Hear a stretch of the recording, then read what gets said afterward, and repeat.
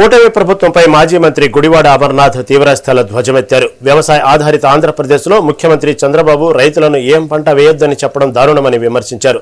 ప్రభుత్వ ఆస్తులు ఏ పంటకు మద్దతు ధర ఇస్తుందో స్పష్టం చేయాలని డిమాండ్ చేశారు.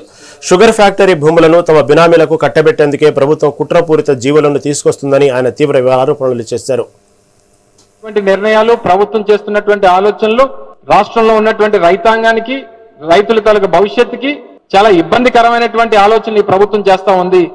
రాష్ట్రంలో ఉన్నటువంటి జీడిపి దాదాపు 37% వ్యవసాయం మీద ఆధారపడి ఉన్నటువంటి జీడిపి ఆంధ్రప్రదేశ్ రాష్ట్రానికి.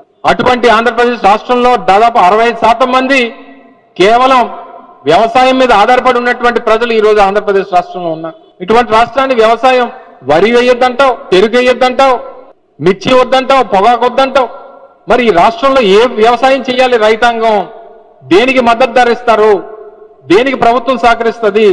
దేనికి మార్కెట్ ఇంటర్వెన్షన్ చేస్తారు? దేనికి ప్రభుత్వం ఇన్పుట్ సబ్సిడీ ఇస్తుంది?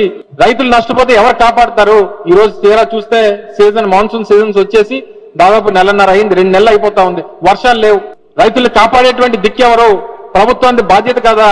ఇవన్నిటి మీద కూడా ఎట్టి పరిస్థితుల్లో వైఎస్ఆర్ కాంగ్రెస్ పార్టీ పోరాటం చేస్తుంది అనేటువంటి విషయాన్ని, మరి ముఖ్యంగా ఈ చెరుకు ఫ్యాక్టరీని కాపాడుకునేటువంటి దాంట్లో వారి భవిష్యత్తుకు సంబంధించి గతంలో కూడా ఈ ప్రపోజల్ వచ్చినప్పుడు వీరు తీసుకునేటువంటి నిర్ణయాలు, ప్రభుత్వం చేస్తున్నటువంటి ఆలోచనలు రాష్ట్రంలో ఉన్నటువంటి